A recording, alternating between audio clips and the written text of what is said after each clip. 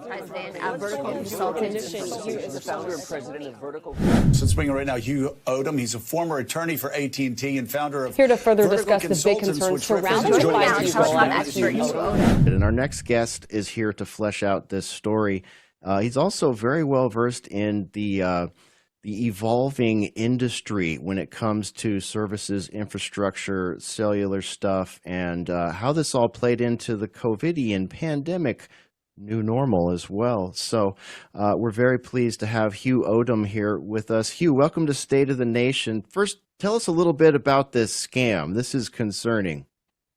Well, you kind of broke it down very well there. What's happening, especially most recently in North Carolina, Virginia, and parts of Tennessee, you are seeing companies, so-called cell tower companies, going out to property owners, again, mostly rural areas and mostly lower income people, and saying, hey, we want to put a cell tower on your property. And that happens hundreds of times every day across the country. A lot of cell towers are being built.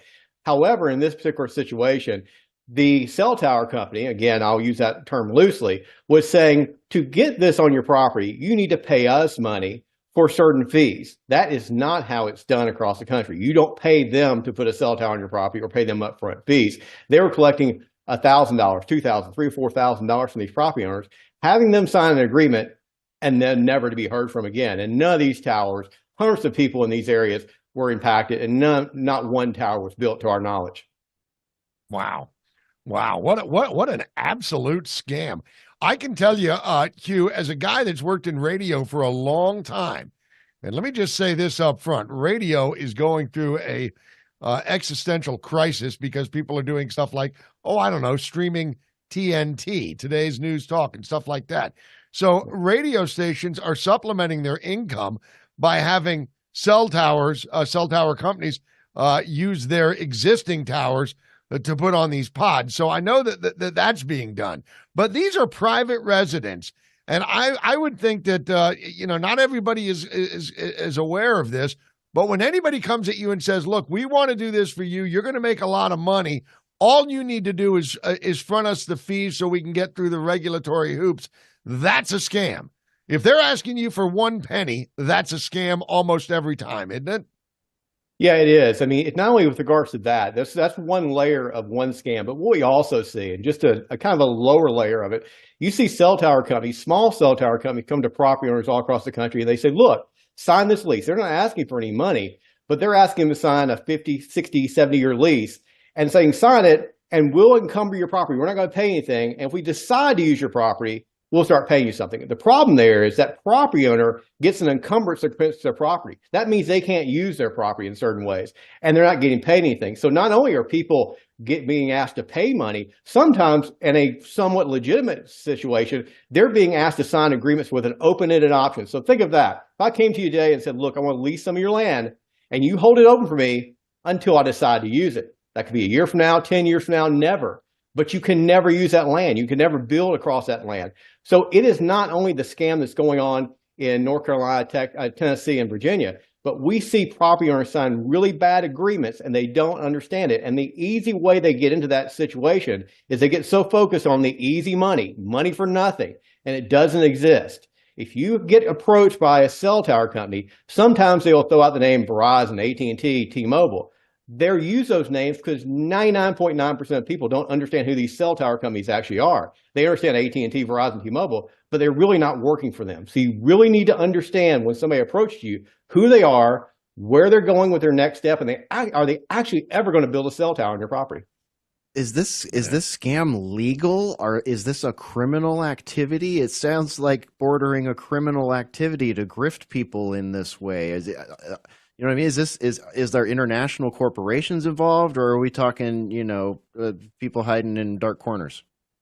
Well, the one that's happening most recently, that was most publicized here in the last 2 or 3 months, is happening, as I mentioned, over North Carolina mostly. And we were actually contacted, our firm, by some property owners who got contacted by this quote unquote cell tower company. And they are looking at locally and through the state government, and they're looking as a federal situation because it's crossing state lines. It's not just in one area. We've seen people for the same so-called cell tower company in Texas, Florida, other parts of the country as well. So this is ongoing. This is not limited to that area. So you need to be aware.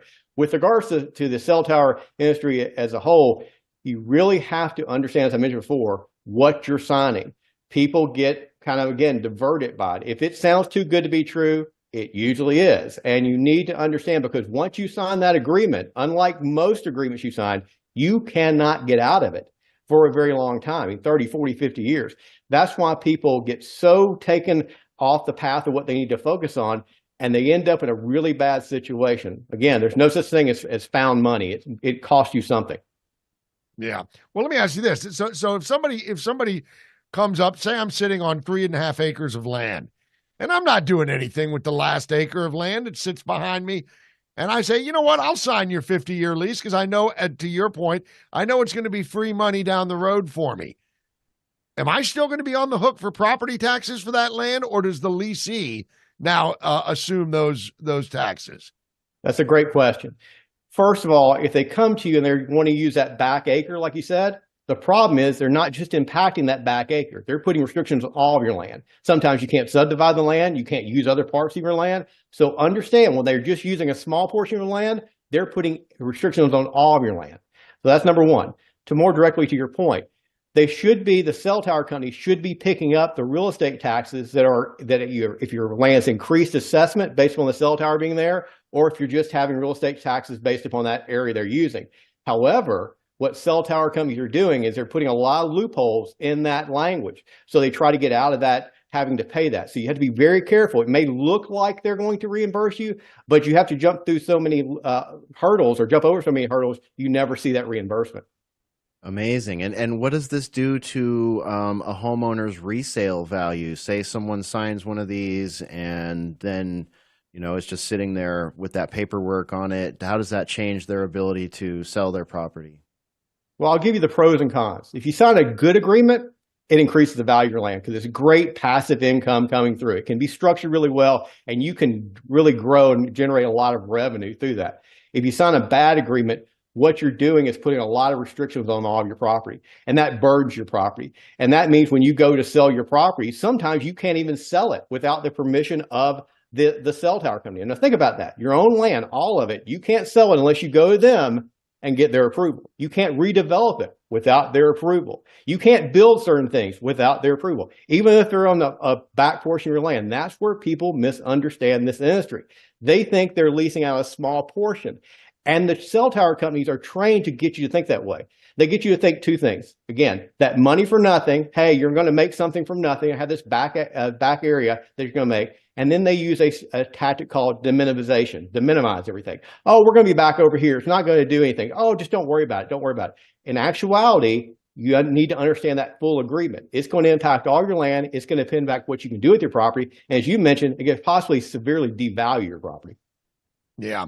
And it sounds to me like because they are picking mostly rural areas, you're not going to have a lot of NIMBYs saying, hey, wait a minute, I don't want a cell tower within my within my sight line of my house that is down the block from you. So screw that. It sounds to me, Hugh, like and I'm not trying to put words in your mouth, but it sounds to me that if I had to guess what your piece of advice would be, it would be before you sign anything, write a check or do anything, contact a very good real estate lawyer, correct? No. No. Wow. I'll tell you why. As I was an attorney inside AT&T for over a decade, and I'll tell you, there are real estate attorneys. We say, I'm going to make myself clear. Real estate attorneys have their place in this transaction, but real estate attorneys do this so very infrequently. This is such a niche situation. It's like saying, I'm going to go to my family doctor to get brain surgery. Okay. And they know a little bit, but they don't do it enough. And the cell tower companies, the wireless carriers do this every day. Get an attorney if you need to get involved based upon the local standards or state standards, but you need to have somebody who understands this and does this every day. If not, they're going to think they know what they're doing, but they really don't. And that's not disparaging real estate attorneys out there that really are smart and a lot smarter than I am, but they don't know this industry. It's a niche industry. And that's why we formed our company, because we looked at it from a perspective of this is such a niche situation that property owners weren't understanding. And the cell tower companies and wireless carriers were getting such good deals and putting such horrible terms on these property owners land that they needed some consultation available to them. Yeah, and you know there is a factor here that's important that I think you might be able to speak to, and that is the just denial of or less infrastructure in rural areas in particular. I mean, you know, a lot of us know people in rural areas or live in them where they don't get a good cell signal, or they can only get like old DSL lines for their internet service. So I mean, there are some positives to this, right? So if someone is interested in doing this, be it, you know, to support their business or their community, to have better service, there are ways to do it. There are ways to stay safe. There are ways to make profit from it, if I'm understanding everything you're saying here. And that's where you come in, and other subject matter experts like yourself. Right. Well, as I mentioned before, this can be a really great asset for you, your family, your property, et cetera, if it's structured correctly. Not the rent, but the structure. Structure makes this. This is a utility agreement. If you structure correctly, it will generate money and continue to make more and more money for you. If it's not, you're going to get yourself into trouble. With regards to your comment on kind of rural areas, yes, rural areas are being left behind. There's a huge digital divide between the urban areas and the rural areas. But here's the thing I would say. Two parties are responsible for that. One, the wireless carriers, and two, the federal government. They need to step up, because we're going to get such a divide with people able to educate their kids, have health care, have businesses, because of just the ability to have internet service and wireless services around the country. And that's on those companies and the government more than it is on some property or allowing them to use their land. Wow.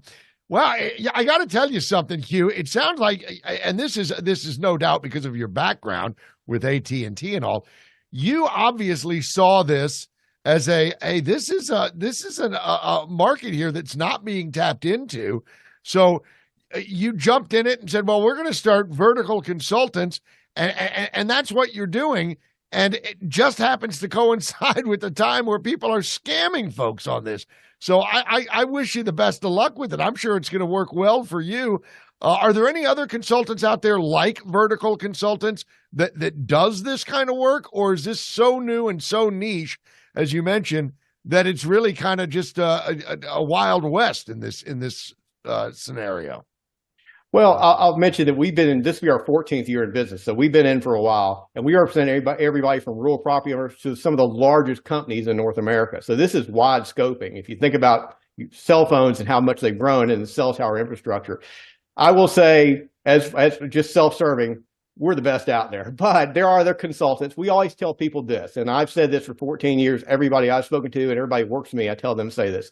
We're not the right fit for everybody. We're not. I wish we were. Everybody that called us, reached out to us, wish they would be a client. But get someone to assist you with this, because people get into bad situations because of what they signed. And our job is to, I tell people, is to not just get a lease signed, but get a good lease signed, because that's really what need people. When you're hiring a consultant, they need to hear both the things they want to hear, but also the things they don't want to hear. And that's really what we try to do. And we try to differentiate ourselves from anybody else out there. Yeah. Well, that makes perfect sense. And I this is a scam that until I was reading all about your company and all about what you do, it's a scam. And probably because I don't live in a rural area, so I didn't even know this problem existed. But man, I tell you, it just goes to show you that there's a scam artists all over the place, and there's a sucker born every minute, and these scam artists are always looking for those suckers. So just good on you for raising the attention on this issue, because man, I would hate to sign away a lease for 50 years and then not be able to sell my property. Good God, that must be tough. Does it ever happen where you can get people out of this stuff? Say, for example, somebody already sold it. Oh, you know what? I just realized we're out of time, and I'm sorry. My fault. But listen, we'll have you back, because it's a very interesting topic, and I want to thank you, Hugh Odom. Again, vertical